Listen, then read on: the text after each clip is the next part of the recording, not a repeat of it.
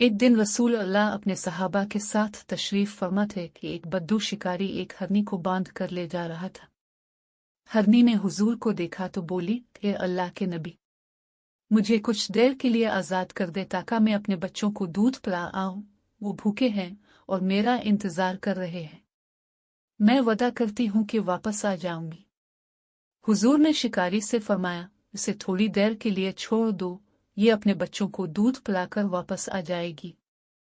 शिकारी ने कहा, या रसूल अल्लाह, अगर आप फरमाते हैं तो मैं जरूर छोड़ता हूं, लेकिन क्या ये वापस आएगी? आपने फरमाया, ये वादा कर रही है और मैं गवाही देता हूं कि ये लूटेगी। हरनी को आजाद किया गया। वो जंगल की तरफ भागी और थोड़ी देर में वापस आ गई। लोग हैरान रह गए। हुजूर ने इसे दोबारा आजाद करवा दिया और शिकारी से फरमाया, जिस परिंदे या जानवर के दिल में भी औलाद की मोहब्बत हो, वो झूठा नहीं हो सकता।